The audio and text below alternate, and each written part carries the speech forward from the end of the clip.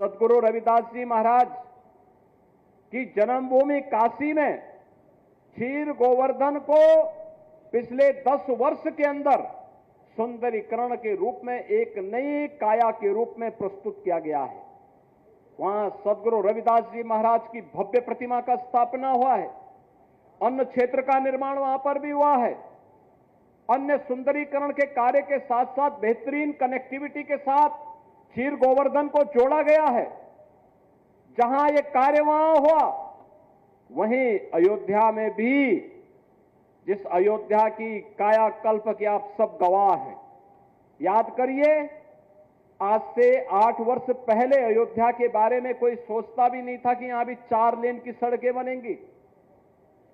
कोई सोचता भी नहीं था कि अयोध्या में भी कोई इंटरनेशनल एयरपोर्ट बनेगा। कोई सोचता भी नहीं था कि यहां पे माता सबरी के नाम पर अन्न क्षेत्र बनेंगे।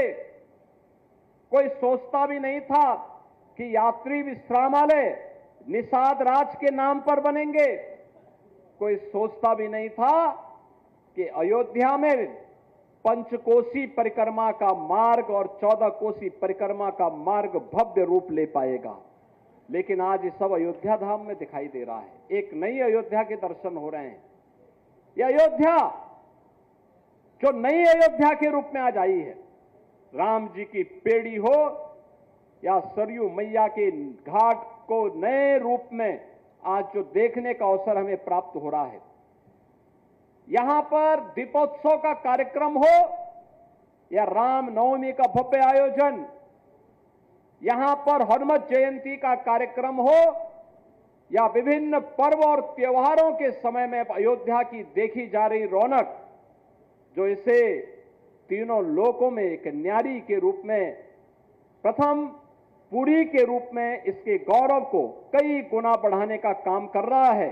यह तब हुआ है जब पूरा भारत एक स्वर में, एक दृष्टि से अपने धामों को भव्य स्वरूप देने के लिए उत्सुक दिखाई दिया है। हम लोगों ने यह भी कह रखा है, यहां जितने भी ऐसे मंदिर होंगे, चाहे वह रजक समाज से जुड़ा हुआ हो, पासी समाज से जुड़ा हुआ हो, या वाल्मीकि समुदाय से जुड़ा हुआ हो, या जिस भी समुदाय का कोई देव मंदिर यहां पर बने हैं, इन सब ने एक नई प्रेरणा दी है। इन संतों ने प्रेरणा दी है।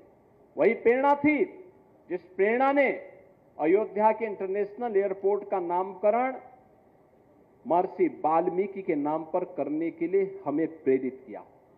याद करिए, पहला एयरपोर्ट है जो महर्षि वाल्मीकि जी के नाम पर है, और अभी इंटरनेशनल।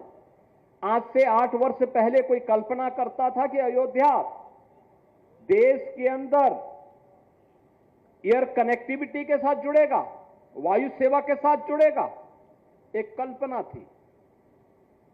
हजारों वर्ष पहले भगवान राम पुष्पक विमान से आए होंगे, लेकिन हजारों वर्षों में, अन्य दिनों में छोड़ दीजिए, कम से कम आजादी के बाद ये 75 वर्ष तो आपको प्राप्त हुए थे ना। देश के अंदर अनेक सरकारें बनी होंगी। इन सरकारों ने क्या किया था? नहीं किया। उनके पास फुर्सत नहीं थी, और जब फुर्सत नहीं थी इसलिए विकास नहीं करा पाए। अयोध्या में बिजली नहीं मिलती थी, पर्व और त्योहारों में सफाई नहीं होती थी, सुरक्षा की कोई व्यवस्था नहीं होती थी, एयर कनेक्टिविटी की बात तो दूर, रेलवे की भी सिंगल लाइन थी और ट्रेन कभी एक ट्रेन आती थी। बस की कनेक्टिविटी बहुत कम थी। अयोध्या आने का मतलब लोग पूछते थे कि अयोध्या कहां है, कैसे जाना है। और आज देश को और दुनिया को अयोध्या का पता पूछने की आवश्यकता नहीं होती है। देश की भी और दुनिया की सबकी निगाहें अयोध्या की तरफ लगती हैं। हर व्यक्ति के पास फुर्सत होता है, अयोध्या धाम का दर्शन करना चाहता है, अयोध्या के मंदिरों का दर्शन करना चाहता है। और इसीलिए तो अयोध्या सूर्य वंश की राजधानी ही नहीं थी, भगवान राम की राजधानी ही नहीं थी, बल्कि भगवान राम की जन्मभूमि होने के साथ साथ देश की पहली सोलर सिटी के रूप में भी आज देश के अंदर अपनी एक नई पहचान बना रहा है।